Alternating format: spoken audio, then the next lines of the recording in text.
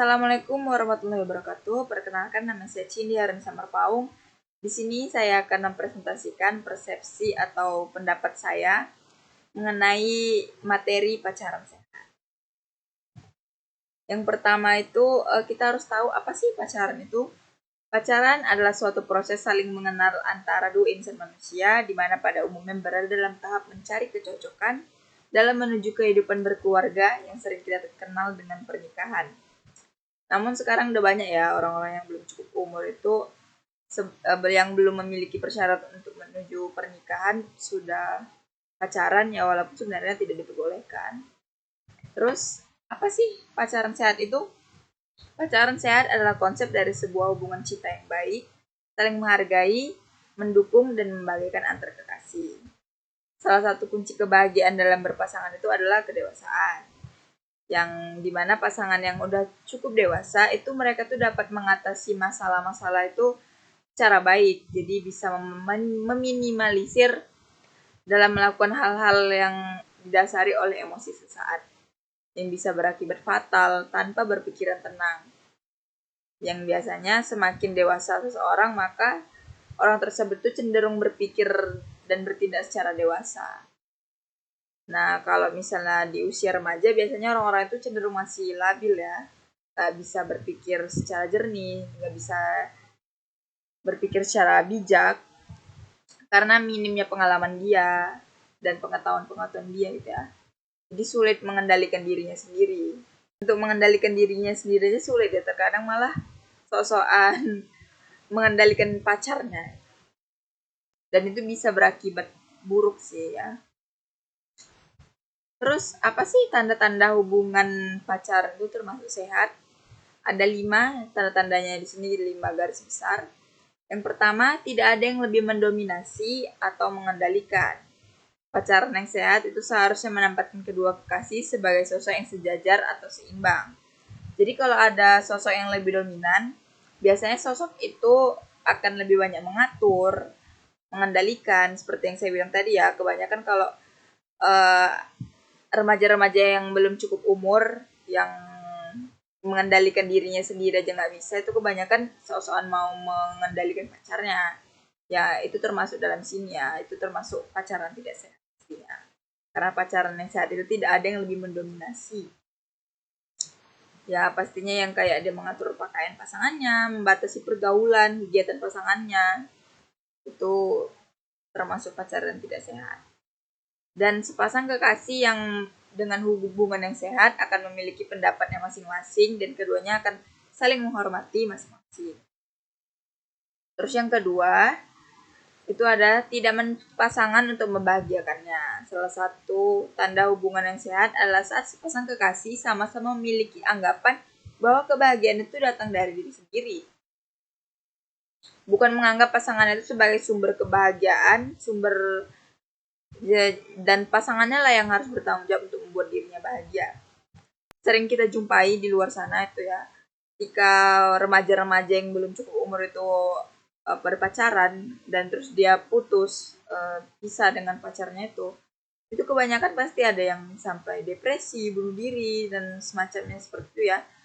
Itu kalau menurut saya salah satu faktornya itu ini, dimana si pasangan itu salah satu dari mereka gitu menempatkan kebahagiaan itu 100% sama pasangannya. Jadi ketika mereka putus itu dia merasa kayak ya kebahagiaannya hilang, kebahagiaannya itu putus karena dia menempatkan 100% kebahagiaan itu sama pasangannya.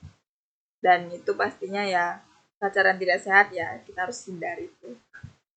Jadi kita harus jadi pacaran yang sehat itu harus sadar kalau kebahagiaan itu dari sendiri.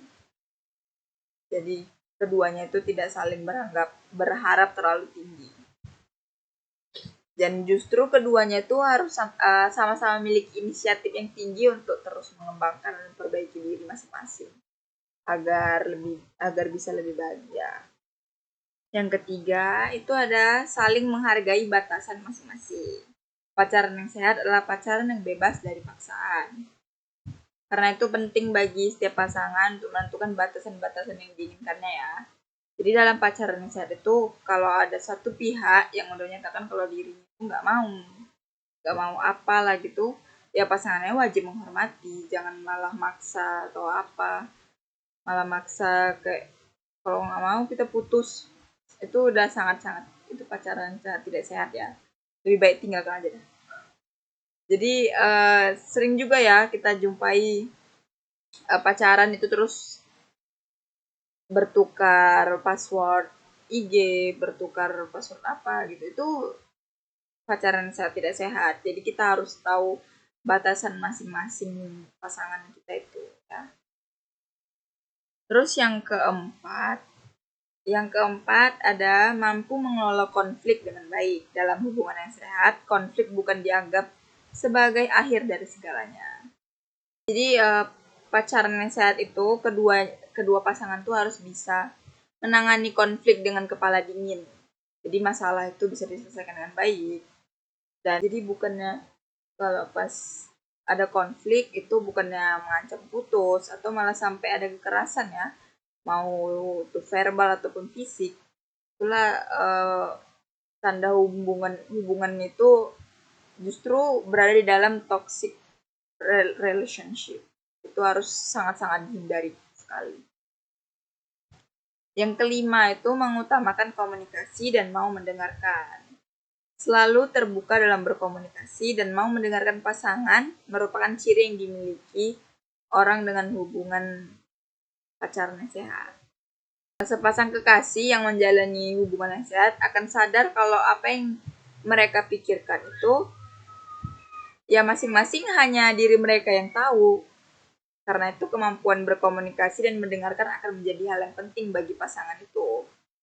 Dan pacaran itu akan jadi bermasalah ya kalau masing-masing pihak itu merasa kalau aku nggak perlu ngasih tahu dia apa yang aku rasakan, apa yang aku pengen. Harusnya dia tahu sendiri. Itu akan menjadi pacaran yang sangat tidak sehat sih ya. Karena ya pacaran yang sehat itu kedua pasangan tuh harus menanamkan yang seperti yang saya bilang tadi. Kalau apa yang kamu mau, apa kamu yang pengen, itu cuma kamu yang tahu sendiri. Terus di sini saya ada mengambil quotes dari Buya Hamka. Cinta itu perang, yakni perang yang hebat dalam rohani manusia. Jika ia menang, akan didapati orang yang tulus, ikhlas, luas pikiran, sabar dan tenang hati. Jika ia kalah, akan didapati orang yang putus asa, sesat, lemah hati, kecil perasaan, dan bahkan kadang-kadang hilang kepercayaan pada diri sendiri. Jadi ini apa yang dibilang sama Buya Hamka ini benar sekali ya. Adapun kesimpulan dari materi ini yaitu pacaran yang sehat dan baik dapat memotivasi, apalagi jika keduanya punya tujuan dan cita-cita. Maka dapat dijalin hubungan pacaran yang bisa membuat mereka semakin produktif. Pastinya tidak melanggar norma-norma yang ada di masyarakat. Kemudian juga tidak melakukan hal-hal yang bisa memancing terjadinya toxic relationship. Oke. Mungkin itu saja yang dapat saya sampaikan ya mengenai materi pacaran sehat ini. Semoga dapat dimengerti dengan baik. Terima kasih sudah menonton. Wassalamualaikum warahmatullahi wabarakatuh.